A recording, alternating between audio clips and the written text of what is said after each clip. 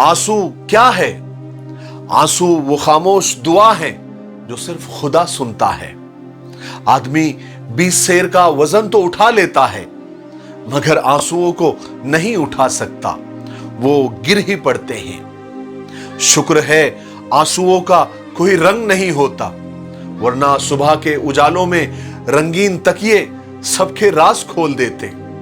सलीका हो अगर आंसुओं को पढ़ने का, तो बहते हुए आंसू भी अक्सर बात किया करते हैं। जो आंसू अचानक गिर पड़े, उनकी वजह जबान बयान नहीं कर सकती।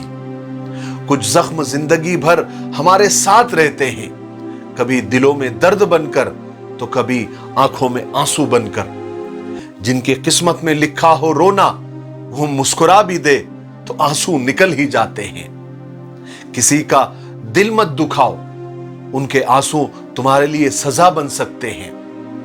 क्या बचपन के दिन थे जहां चाहते हंस लेते थे, जहां चाहते रो लेते थे।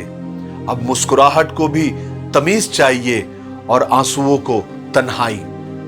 आंसू मुस्कुराहट से ज्यादा स्पेशल होते हैं। पता है क्यों? क्योंकि मुस्कुराहट तो हर किसी के लिए होती है, मगर आंसू सिर्फ उनके लिए होते हैं जिन्हें हम कभी खोना नहीं चाहते।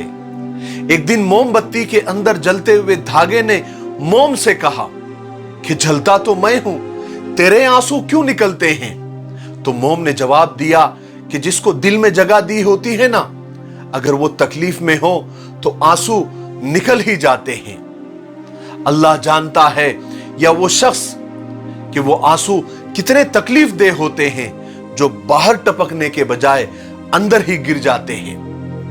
आंसू तब नहीं आते जब आप किसी को खो देते हैं, आंसू तो तब आते हैं जब आप खुद को खोकर भी किसी को पा नहीं सकते। आंसू उस वक्त और मुकद्दस हो जाते हैं जब किसी और के दुख और तकलीफ को महसूस करने के बाद आपके आंखों से निकल जाते हैं। आंसू जो दुखी इंसान के आंखों से गिरते हैं, वो मोतियों से भी ज्यादा कीमती होते हैं। लेकिन उन मोतियों की कदर कोई जौहरी ही कर सकता है, वरना दुनिया वालों के लिए तो वो एक फजूल चीज है। आंसू का कतरा दुनिया की हर चीज से महंगा होता है, लेकिन कोई उसकी कीमत उस वक्त तक जान नहीं सकता जब तक वो आंसू खुद की ही आंखों से न निकले।